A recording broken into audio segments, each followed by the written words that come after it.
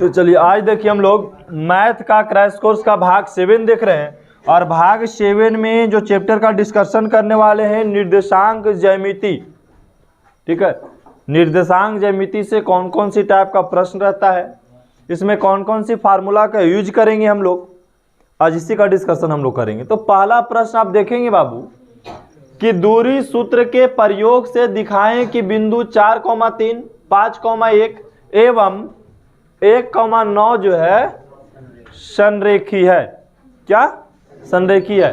तो पहले तो 3 बिंदु दिया है, तो पता है यहाँ क्या लिखेंगे कि सर माना कि, बड़ा आराम से पहले समझना, माना कि 3 बिंदु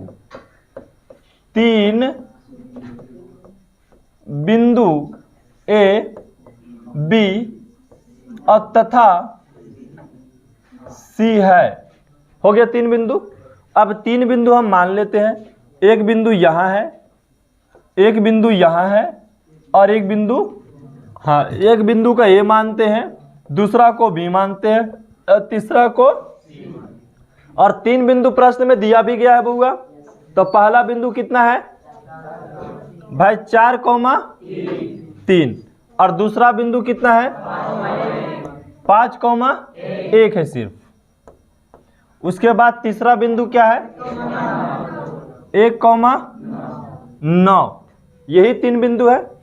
अब क्या करना है, इसको दूरी सूत्र के प्रयोग करके ये दिखाना है कि ये बिंदु क्या है संरेख है। तो दूरी सूत्र के प्रयोग करके दिखाना है, तो इसका मतलब A B plus B C बराबर ए सी लाना है। मतलब ए से बी दूरी निकालना है, फिर बी से सी दूरी निकालनी है। देखो एक बार बढ़िया से, ए से बी दूरी निकालनी है, फिर हम बी से सी दूरी निकालनी है। तो फिर दोनों के दूरी जोड़े तो ए सी के क्या होना चाहिए, बराबर होना चाहिए। ए सी के क्या होना चाहिए, बड़ा इजी कॉन्सेप्ट है बाबू। सबसे पहले समझो कि सर ये मार्कर जो है ये दोनों को हम ऐड कर देते हैं, देखो ऐसे करके, ठीक है, ज्वाइंट है ये लास्ट, ये लास्ट और ये लास्ट, 3 बिंदु यहाँ पे है, बन जाएगा। बोले कि ये मार्कर 2 फीट का है और ये मार्कर 3 फीट का है, ये मार्कर 2 फीट का है और ये मार्कर 3 फीट का है। अलग अलग नाप लिए, फिर जब हम एक बार नापे तो ये 5 फीट का होना चाहिए। कितना फीट का, तब बोलेंगे संरेख है। तब क्या बोलेंगे, तो उसी प्रकार हम 3 बार दूरी निकालेंगे ना, 3 बार मापेंगे ना। पहले हम क्या निकालेंगे, ए से बी की दूरी निकालेंगे, ए से। तो बताओ बाबू, ए से बी का दूरी निकालोगे तो ए बी बराबर हम दूरी सूत्र क्या होता है x2 माइनस x1 का प्लस y2 माइनस y1 का होल स्क्वायर। अब बताइए बाबू कि हम ए से बी निकाल रहे हैं, तो अब देखो हम छोटा छोटा चीज आपको हम नहीं लिख रहे हैं, क्योंकि पता है इसको x1 बोलेंगे, इसको x2, y1 और किसी की दिक्कत। जब ये दोनों बिंदु के देखेंगे तो ये x1 हो जाएगा, ये x2 हो जाएगा, x1 और तो x2 कितना है और x1 कितना है का होल स्क्वायर, और y2 कितना है 1 और माइनस y1 3 का होल स्क्वायर। अब बताइए 5 में से 4 गया तो 1 का स्क्वायर और 1 में से 3 गया तो -2 का स्क्वायर। चलिए अब बताएंगे 1 का स्क्वायर और -2 का स्क्वायर कितना, -4 होगा, +4 और 4 1 जोड़ दिए तो अंडर रूट। तो ए से बी का दूरी कितना आ गया, अंडर रूट। अब बताओ बाबू हम क्या निकालेंगे, आप लोग खुद बताइए। बी से सी निकालेंगे ना, तो बी सी का मतलब फार्मूला वही लगना है, x2 माइनस x1 का प्लस y2 माइनस y1 का होल स्क्वायर।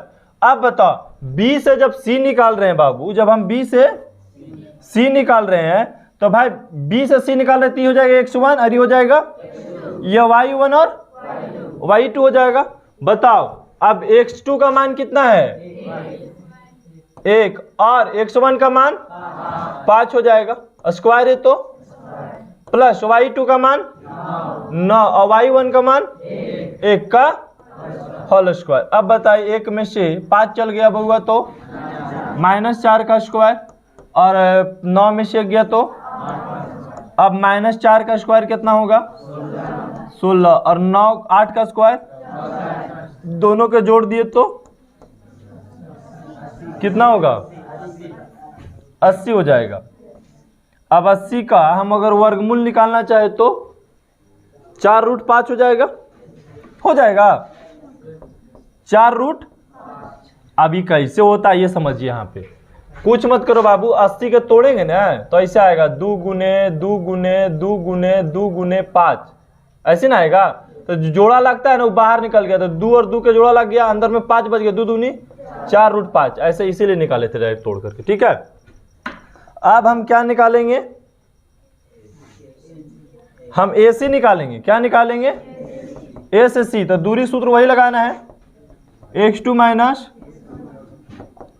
x1 का whole square plus y2 minus y1 का होल स्क्वायर। अब बताओ बाबू कि अब A से जब हम C निकाल रहे हैं, A से जब हम C निकाल रहे हैं तो पहले से मिटा देते हैं। तो जब A से C निकाल रहे हैं तो x2 का मान कितना हो जाएगा 1 और x1 का मान 4, तो x2 का मान कितना है और x1 का मान का प्लस y2 का मान 9 और y1 का मान का होल स्क्वायर। अब 1 में से 4 गया तो -3 का स्क्वायर और प्लस 9 में से 3 गया तो 6 का स्क्वायर है ना। अब बताइए गुना कर दिए तो 9 प्लस 36, 9 और 36 को जोड़ दिए कितना 45 होगा। कितना होगा 45। अब 45 को यदि हम तोड़े तो कितना आएगा 3√5 आएगा। कितना आएगा 3 कितना आया 5 आया। अब क्या बोला कि संरेखी है। अब A से B निकाले, हम निकाले तो AB का मान आ गया √5, BC का मान आ गया 4√5 और AC का मान आ गया 3√5। ये हम 3 बिंदु को निकाल लिए A, B और C। अब संरेखी के लिए अगर हम AB और BC का मान जोड़ते हैं तो AC का बराबर नहीं होता है, होगा नहीं हो रहा है। तब हम किन्हीं दूसरा को देखेंगे। ये जो सबसे बड़ा हो गया B से C क्या हो गया बड़ा हो गया, तो BC के बराबर आ रहा है AB प्लस AC। BC कितना है 4√5 और AB कितना है √5 और AC कितना है 3√5। अब जोड़ेंगे तो कितना आएगा 4√5। मतलब दो बिंदुओं का योग, दो बिंदुओं के दूरी का योग तीसरी बिंदुओं के दूरी के बराबर हो जाए। एक चीज याद रखो, संरेखी का फार्मूला फिर से, कि दो बिंदुओं के दूरी का योग तीसरी बिंदु के दूरी के योग जब योग के बराबर हो जाता है तब उसको क्या बोलते हैं संरेखी बोलते हैं। यहां लिख देना आता कि BC जो है AB और AC के योग के बराबर है। ठीक है, इस परिस्थिति में ऐसे डाल देना है आपको। यहां पे आया बात समझ में। क्या करना है, निकल गया 3 गो हम बिंदु निकाल लिए AB, BC और AC। 3 बिंदु निकाले तो हमको देखना है कि सबसे बड़ा कौन है, तो ये था, चेक कर लिए।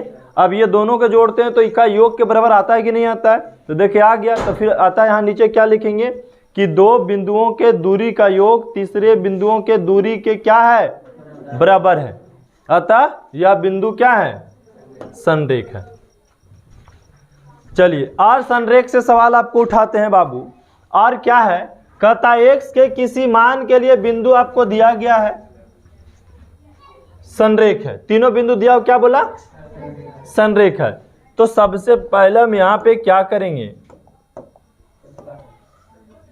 3 बिंदु दिया A, B, C। A कितना दिया -3, B कितना दिया और C कितना दिया x, 9। बोला कि संरेख है, क्या है, तो लिखेंगे कि ए का निर्देशांक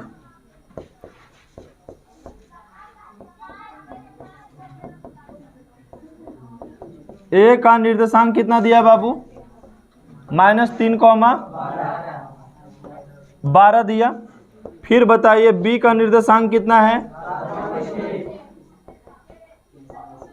बी का निर्देशांक कितना है? 7, फिर बताइए सी का निर्देशांक कितना है?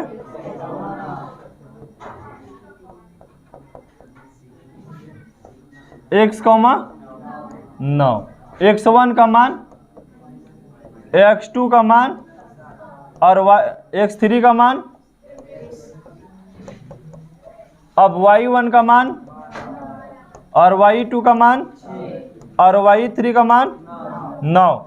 देखिए x1, x2, x3, y1, y2 और y3, और बोला कि यह बिंदु क्या है? संरेख है। इसका मतलब कि सर त्रिभुज का जो क्षेत्रफल होगा वह क्या हो जाएगा? 0 हो जाएगा। अगर ये बिंदु संरेख है तो इसका मतलब त्रिभुज का क्षेत्रफल क्या हो जाएगा? 0 हो जाएगा। अब यहाँ पे हम क्या करेंगे कि त्रिभुज के क्षेत्रफल का फार्मूला लगा देंगे।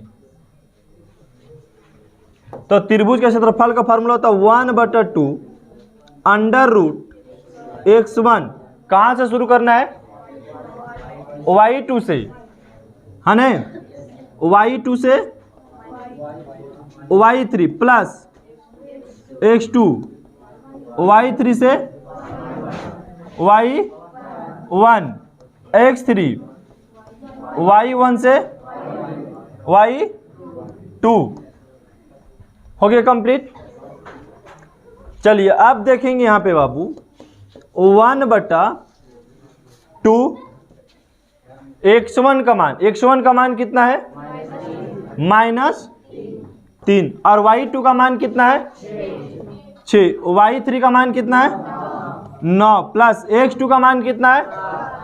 7 है। अब बताइए y3 का मान कितना है?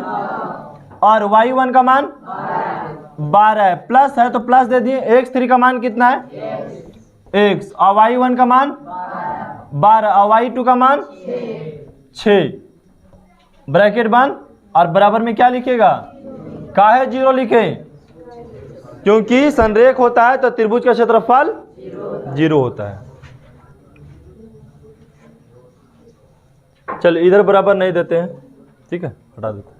चलो अब यहाँ देखो 1/2 -3, पहले ब्रैकेट हल करेंगे तो 6 में से 9 गया तो -3 प्लस 7, 9 में से 12 गया तो -3 हो गया, प्लस x गुने 12 में से 6 गया तो 6, अब बराबर 0।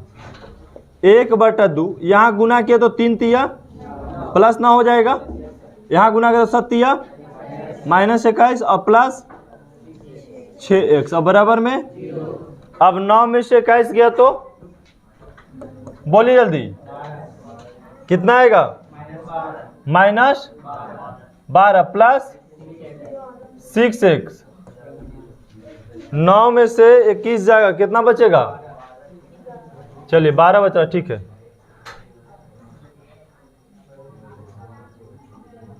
और बराबर में 0। अगर इसको हम बाहर निकालेंगे तो -12/2 होगा और प्लस 6x/2 होगा ना जी। अगर इसको हम बाहर निकालेंगे तो इसके साथ भी गुना, इसके साथ भी गुना होगा और बराबर में ये तो कट रहा है, मतलब -6 और यहाँ पे 3x, अब बराबर में 0। अगर 6 को उधर भेज दिए तो 3x बराबर कितना हो जाएगा? +6 हो जाएगा। x का मान निकालेंगे बाबू तो 6/3 काट दिए तो x का मान कितना आ गया? हमसे x का ही मान पूछा था। x का मान ज्ञात कीजिए, लेकिन बिंदु क्या है? संरेख है। अगर आपसे x का मान ज्ञात कर 3 गो बिंदु दे दे, मान मटाओ 3 गो बिंदु दे दे और बोले एक बिंदु में x y कुछ भी दे दे कहीं पे और बोले उसको निकालिए और बिंदु संरेख है तो त्रिभुज के क्षेत्रफल से निकाल लो, ठीक है। सबसे इजी यही होता है। यहाँ पे पॉइंट यदि समझ में आए तो बोलिए, आगे बढ़ते हैं। किसी का दिक्कत? चलिए अगला पॉइंट देखेंगे। कह रहा है उस बिंदु के निर्देशांक ज्ञात कीजिए जो बिंदु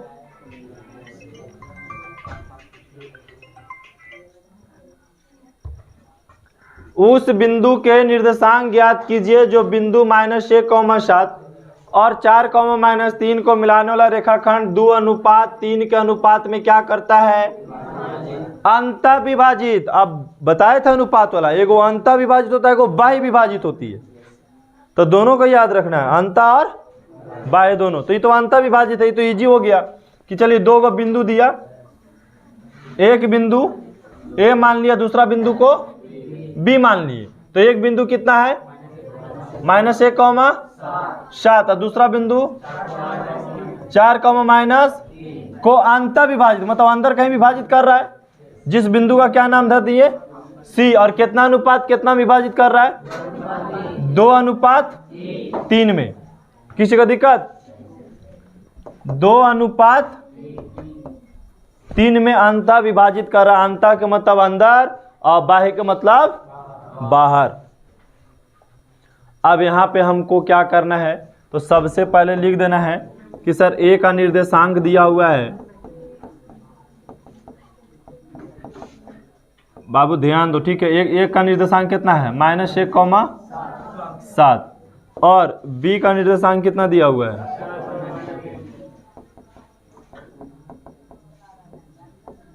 4,-3। x1 का मान कितना है? -1। x2 का मान कितना है? 4। अरे अपने में बात करे से देखो, बैलून के का समझ में थे, एक तो कमजोर है तुरे, अब फिर अपने में बात करो बगलों में, ठीक है।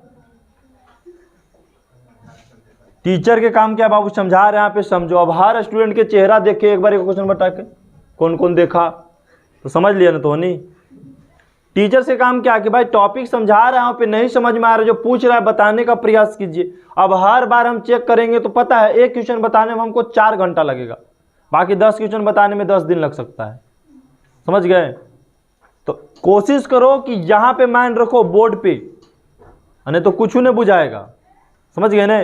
और हाँ, जब पूछते हैं तो बताने का प्रयास कीजिए। बताए थे कि बताने से आपका माइंड रिफ्रेश रहेगा हमेशा और ध्यान नहीं भटकेगा जब आप बोलते रहेंगे क्लास के ऊपर, तो ठीक है। आने आराम से सोचते रहेंगे तो सोचते सोचते मन घरे, ठीक है। और घरे के बाद कौन कहाँ कैसे कर रहा है सबका दिमाग में घूमते रहता है, समझ गए। या जो भी टेंशन की बात रहती है वो माइंड में आते रहता है, या कहीं कोई पर्सनल काम हमारा रहता है उस पर जाता है माइंड। तो पढ़ाई क्या है? पढ़ाई एक न तप होता है, अध्ययन का चीज़ होता है। जितना इस पर फोकस करोगे ना उतना जल्दी एक्टिव होगा ये चीज़ें, ठीक है। तो एक्टिव करने के लिए माइंड को हमेशा फोकस कीजिए बोर्ड की ओर, समझ गए ना। दोबारा बोलना नहीं पड़े। अब y1 का मान 7, y2 का मान -3। एक बताओ सीख लेना। जैसे मान लीजिए कि टीचर बता रहा है और लोग अपने में बतियाता है तो फिर टीचर बड़ी जल्दी थक जाता है। अब अगर स्टूडेंट ही बात को बार बार बताते जा रहा है तो टीचर अगर 20 क्वेश्चन की जगह 30 को बता देगा तैयो उसको लगेगा हम कम बताएं स्टूडेंट को। और अगर अपने में बतियाते रहिए और टीचर समझा रहा है ना तो 2 क्वेश्चन के बाद लगेगा उसको हम तो आज बहुत पढ़ा दिए करने के। तो टीचर की ये फीलिंग नहीं आना चाहिए कभी, क्योंकि उसको क्या होगा फिर बोझ लगेगा, चलो इसको समझ में नहीं आ रहा है। तो अपने में बतियाना नहीं है, बतियाए के समय अलग है, पढ़ने का समय अलग होता है। ये साधना है, इसको जितना आप ध्यान से आकर्षित कीजिए आप लोग, समझ गए ना। इन्हें कि आ रहे हैं पढ़ रहे हैं, पढ़ाई इतना भी आसान रहता तो मजदूरा भी क्लास करे लगता कल से आकर के, समझ गए। पढ़ाई इतना आसान नहीं है, तप आसान चीज़ नहीं होता है कि आए कोई भी तप करने लगे। अब बाकी ढोंगी रचाने के लिए तो बहुत सारा, देखिए जैसे क्या है, साधु 2 प्रकार का होता है।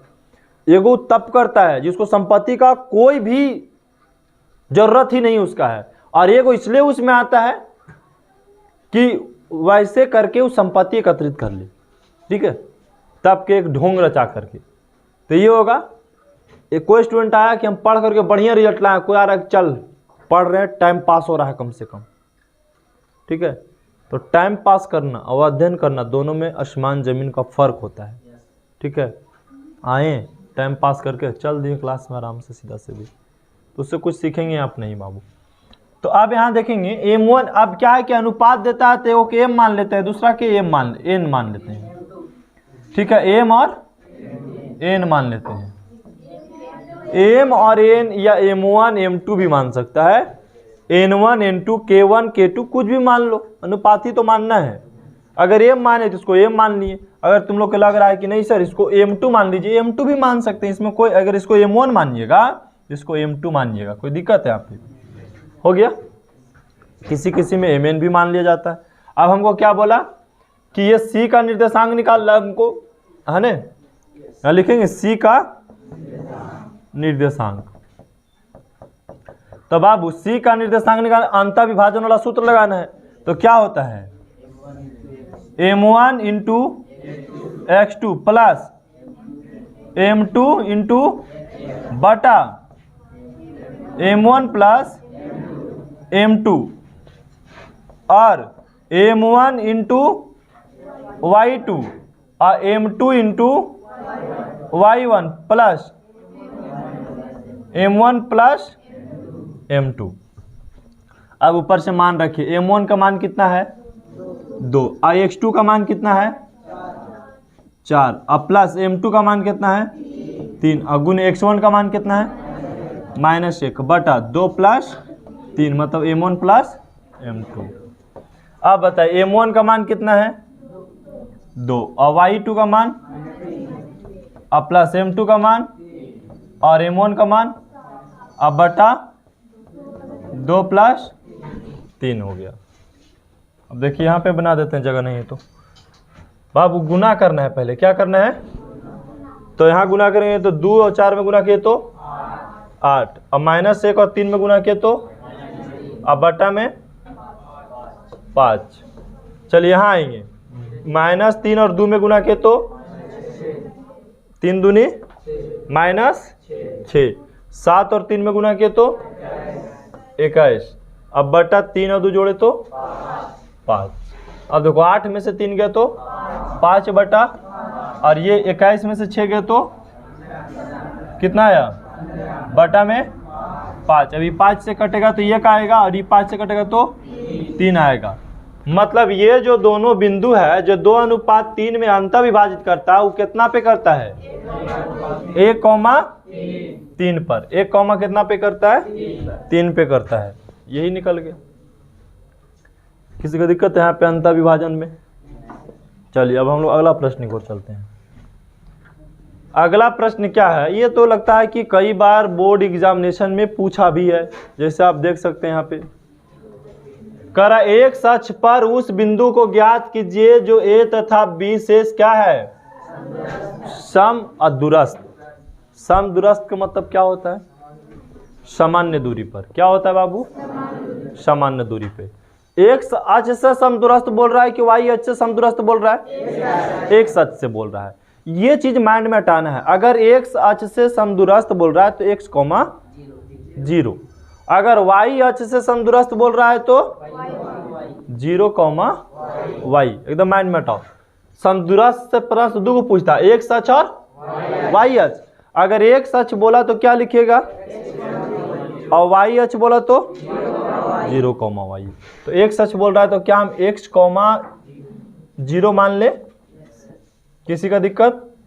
और इससे क्या है दो गो बिंदु क्या है समदूरस्थ है, जिस बिंदु का नाम a और b है। तो भाई इसको p रख दिया जाए।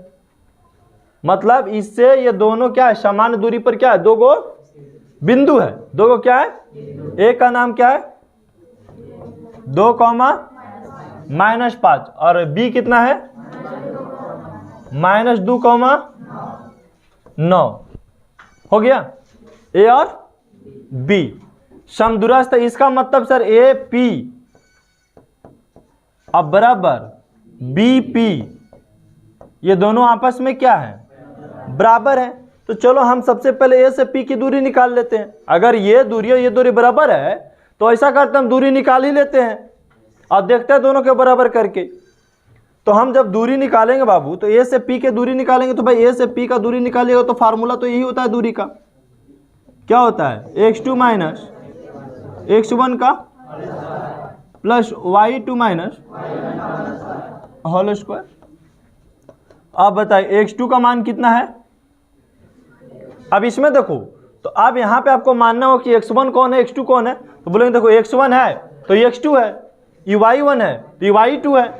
अब बताओ x2 का मान कितना है x और x1 का मान कितना है 2 का क्या हो जाएगा होल स्क्वायर, प्लस y2 का मान 0 और y1 का मान माइनस, तो माइनस यहाँ भी माइनस यहाँ भी, तो प्लस 5 लिख दे, स्क्वायर हो गया यहाँ पे। चलिए अब आगे देखते हैं। अब x माइनस 2 का होल स्क्वायर अब 5 का स्क्वायर हो जाएगा। चलो अब इसका आगे हल नहीं करना है, यहाँ पे रहने दो, ठीक है। एपी इसी प्रकार हमको और क्या निकालना है, बी पी। फार्मूला सेम यही वाला आपको लिखना है, फार्मूला जो है सेम यही वाला यहाँ पे क्या करना है, लिखना है। तो बताइए फार्मूला क्या होता है बाबू, x2 minus x1 plus y2 minus y1। x2 कितना है, x2 आप b से p निकाल रहे हैं तो x2 ये होता है, अरे x1 x2 y1 y2। ये देखिए x1 हो गया, ये x2 हो गया, तो x1 कितना है, x2 कितना है और x1 कितना है -2, तो यहाँ +2 लिख दे एक बार स्क्वायर, और प्लस y2 कितना है 0 और y1 9 का होल स्क्वायर। अब देखो x प्लस 2 का स्क्वायर प्लस -9 का होल स्क्वायर है ना। अब ये क्या है कि सर ये जो दूरी हमारा निकाला AP की निकला और ये क्या निकला BP का। अब दोनों का दूरी क्या करना है, हमको बराबर करना है। तो क्या दोनों का दूरी यहाँ पे बराबर कर दिया जाए, तो ये दूरी है, आपको यहाँ पे दूरी निकला हुआ है, एक तो ये दूरी यहाँ पे रख दिए और दूसरा दूरी हमारा कहाँ है, यहाँ पे है, यहाँ पे रख देंगे हम ला करके। बोलिए किसी का यहाँ पे दिक्कत, दोनों का दूरी रख दिए सामने। आप ऐसे भी लिख सकते हैं कि सर AP बराबर BP। अभी रूट से रूट खत्म हो गया, क्या बचा x माइनस 2 का स्क्वायर प्लस 5 और x प्लस 2 का स्क्वायर और प्लस 9 81 आ गया। x माइनस 2 का होल स्क्वायर की क्या होगा, x स्क्वायर प्लस बी ए स्क्वायर होता है ना, प्लस बी स्क्वायर मतलब 4 हो जाएगा, -2ab तो 2 दूनी 4x हो जाएगा। आप इसको गुना कर लीजिएगा, या किसी को नहीं समझ में आता है तो a माइनस बी का होल स्क्वायर पे इसको तोड़ लीजिएगा। अब प्लस 25 बराबर a प्लस बी का होल स्क्वायर पे तोड़ेंगे तो a square plus B square और प्लस 2ab। हम डायरेक्ट गुना करके यहाँ पे लिख रहे हैं, ठीक है। और प्लस में 81। अब देखो x स्क्वायर इधर भी, x स्क्वायर इधर भी, अगर हम इधर लाएंगे तो ये माइनस होती तो ऐसे कट जाता, यहाँ पे काट दिए, ठीक है। अब यहाँ पे देखो -4x इधर और उधर से भी आ गया तो -4x। अब 81 और 4 कितना होता है 85 होता है। और देखिए 25 और 4 कितना होता है 29, तो उधर चल गया तो क्या हो जाएगा -29। ये घटेगा तो माइनस कितना 8x हो जाएगा। अब 85 में से 29 गया तो कितना आएगा, बोलिए कितना आएगा। अरे 85 में से 29 चल जाएगा, कितना बचेगा, कितना 56। 8 सत्ते मतलब x का मान कितना आ जाएगा भाई, -7 आएगा बाबू, माइनस जल जाएगा ना उधर बटा में, तो -7 आ जाएगा। हमसे क्या बोला, x ने बोला कि x अक्ष पर उस बिंदु को ज्ञात करे, x अक्ष पर उस बिंदु को ज्ञात किया तो क्या बिंदु निकलेगा -7,0 हो जाएगा। ये जो बिंदु इसे क्या हो जाएगा -7,0। तो एक चीज ध्यान रखना है, बहुत बड़ा प्रश्न नहीं होता लेकिन कहीं कहीं प्रश्न बहुत बड़ा होता है, मतलब गुणनखंड तोड़ने की बारी आ जाती है x के निकालने के लिए, x का मान निकालने के लिए कहीं कहीं गुणनखंड तोड़ने की बारी आएगा। तो अगर आपको प्रश्न बोले, अगर अपना भाषा में एकदम इसको जाओ, अगर बोले कि x अक्ष से 2 गो बिंदु समदूरस्थ है, y अक्ष से 2 गो बिंदु समदूरस्थ है, तो एक x मान लो यहाँ पे x एक अक्ष से समदूरस्थ है तो x, 0, y अक्ष से समदूरस्थ है 0, y, और यहाँ से यहाँ का दूरी निकाल दो और यहाँ से यहाँ का दूरी निकाल दो और दोनों दूरी की क्या कर दो, बराबर कर दो, कैलकुलेशन कर देना है। ऐसे समझ में किसी के यहाँ पे दिक्कत? चलिए अगला प्रश्न हम लोग आते हैं। यहाँ पे कह रहा है कि त्रिभुज ABC के 3 शीर्ष दिया हुआ है और इसका निकालना है क्या, केंद्र का निर्देशांक निकालने है। क्या निकालने है बाबू? तो भाई ABC दिया हुआ है, A का निर्देशांक कितना है बाबू, -3,0 अब B का निर्देशांक 5,-2 है और C का निर्देशांक -8,5। अब बोला केंद्र का निर्देशांक निकालिए। क्या बोल रहा है? त्रिभुज का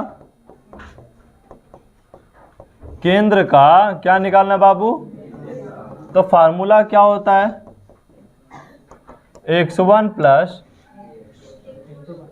केंद्र का x1 प्लस x2 प्लस अब बटा में 3 ना, y1 प्लस y2 प्लस अब बटा में 3 हो गया। अब बताइए x1 का मान देखिए, ये x1 है, x2 है, x3 है, y1 y2 y3।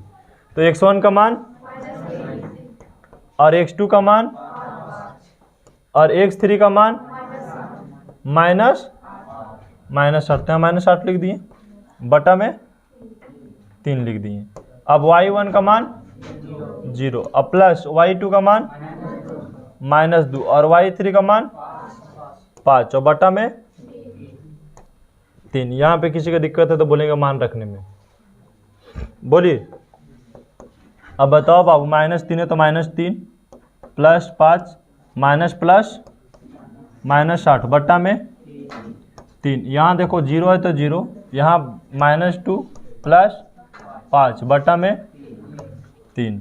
अब देखो -8 और -3 कितना हो जाएगा, -11 जो है से 5 में चल गया तो कितना आ जाएगा, -6 बटा में 3। यहाँ भी वही काम करो, 5 में से 2 चल गया तो 3 बटा, यहाँ कट गया तो आया -2, यहाँ कट गया तो 1 आया। केंद्र का निर्देशांक पूछा कितना बोलिएगा,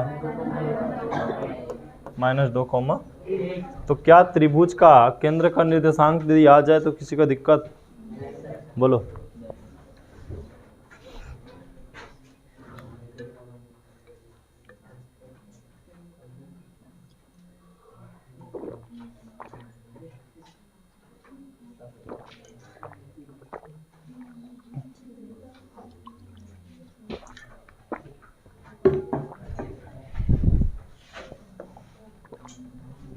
चलिए अगला प्रश्न है बाबू। अगला प्रश्न है कि सर एक समचतुर्भुज का क्षेत्रफल ज्ञात कीजिए। किसका निकालना है, समचतुर्भुज का जिनका 4 गो शीर्ष क्या है, दिया हुआ है, 4 गो शीर्ष। तो बाबू अगर समचतुर्भुज का क्षेत्रफल निकालना है और 4 गो शीर्ष देले, मतलब ए बी सी देले है, ए देले है, ए बराबर मान लेना 3,0, बी दिया हुआ है कितना 4, तीसरा का सी मान लो क्या है, और डी मान लो, है ना, इस टाइप से दे दिया। और बोल रहा है कि सर समचतुर्भुज का क्षेत्रफल निकालिए। तो पता है पहले समचतुर्भुज का फार्मूला देखो, समचतुर्भुज का क्षेत्रफल का फार्मूला बहुत इजी होता है, 1/2 विकर्ण का गुणनफल। क्या होता है बाबू, विकर्ण का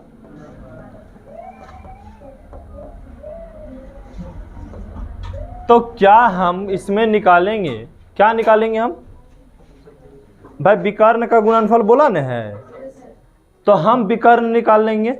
समचतुर्भुज में क्या निकालेंगे, क्या निकालेंगे हम, क्योंकि समचतुर्भुज का क्षेत्रफल का फार्मूला विकर्णों का क्या होता है, अगर हम विकर्ण निकाल लेंगे और दोनों विकर्ण निकाल करके गुना कर देंगे तो क्या निकल जाएगा, समचतुर्भुज का क्षेत्रफल निकल जाएगा नहीं। अब विकर्ण क्या होता है बाबू, जैसे इस कमरे का विकर्ण निकालना हो तो विकर्ण कहने का मतलब सर उस कॉर्नर से लेकर के इस कॉर्नर तक की लंबाई नाप लो और इस कॉर्नर से इस कॉर्नर तक की लंबाई नाप लो और दोनों के गुना कर दो, क्षेत्रफल पता लग जाएगा। बात आ रहा समझ में। जैसे अगर आकृति देखो इस टाइप से दे दिया बाबू, ऐसे दे दिया समचतुर्भुज, है ना, इस टाइप से दे दिया ए बी सी और डी। तो पहले ए से सी निकाल लो एक विकर्ण, फिर क्या निकाल लो, बी से डी निकाल लो, और दोनों के क्या कर दो, गुना करके 1/2 से भागा देंगे, निकल जाएगा समचतुर्भुज का क्षेत्रफल। तो हम सबसे पहले क्या निकालेंगे बाबू, ए सी निकालेंगे ना, ए से सी। अरे बात समझ में भाई, विकर्ण यही ना होता है, इसी ने विकर्ण बोलते हैं। तो ए से सी निकालेंगे ना हम, दूरी निकालना है, ए से सी मतलब दूरी। तो फार्मूला आपको लिखना है इसे x2 माइनस x1 का, x1 लिखना है, y1 नहीं, x1 का whole square plus y2 minus y1 का होल स्क्वायर। हो गया ना। अब बताओ बाबू x1 का मान कितना है, तो सर यहाँ देखना है खाली आपको, ज़्यादा कौन नहीं देखना है, यही नहीं है सी है। चलो तो x1 का मान कितना है, x2 का मान और x1 का मान और का होल स्क्वायर, y2 का मान और y1 का मान का होल स्क्वायर। अब बताओ बाबू -3 और -1 कितना होता है, -4 का होल स्क्वायर, 4 में से 0 गया तो 4 का होल स्क्वायर, -4 का होल स्क्वायर कितना होता है 16, और 4 का होल स्क्वायर कितना होता है 16 और 16 जोड़ दिए तो 32। इसका मतलब इसको अगर तोड़ा जाए तो कितना आएगा, बोलो कितना आएगा, कितना आएगा, 4 √2 होगा, 4 √2 हो जाएगा ना। 32 के तोड़िए तो कितना आएगा 4 √ उसी प्रकार आपको क्या निकालना है, दूसरा विकर्ण बी डी, क्या निकालनी है बी डी। तो फार्मूला वही लगेगा x2 माइनस x1 का प्लस y2 माइनस y1 का। अब बताओ बाबू x2 का मान कितना होगा, कितना -2, और x1 का मान 4 का, और y2 का मान और y1 का मान 5 का होल स्क्वायर। अब बताइए दोनों के जोड़ देंगे तो माइनस कितना हो जाएगा 6 का होल स्क्वायर, यही जोड़ेंगे तो -6 का होल स्क्वायर। अगर हम इसको -6 का होल स्क्वायर और -6 का होल स्क्वायर जोड़ दिए तो 72 को अगर हम तोड़ेंगे तो कितना आएगा 6 √2 आएगा ना, कितना आएगा 6 6 36 दूनी 72 होता है ना जी, 6 √2 हो गया। तो ये पहला विकर्ण है और ये दूसरा विकर्ण है समचतुर्भुज का। और हमें फार्मूला क्या पता था, तो फार्मूला भी यहीं से कॉपी ले लेते हैं हम, क्योंकि हमको पता है फार्मूला ये वाला। तो ये समचतुर्भुज का क्षेत्रफल का फार्मूला है ना बाबू। तो बताओ 1/2, अब विकर्ण कितना है 4 √ और दूसरा विकर्ण 6 √ 1/2 और गुना 6 चौको और √2 और √2 गुना करेंगे तो 2 हो जाएगा। तो 1/2 गुने 24 दूनी, यहाँ से काटेंगे तो इसका मतलब आंसर कितना आ गया 24 आ गया। कहने का मतलब है बाबू कि 4 √2 और 6 √2 गुना करेंगे तो 48 आएगा। कितना आएगा 48, अब 48 को 2 से भागा दिए तो कितना आ गया। इसका मतलब ये समचतुर्भुज का जो क्षेत्रफल होगा वो कितना आएगा 24 आएगा। इसको क्या कर सकते हैं पता है, 2 तरीका से बना सकते हैं त्रिभुज।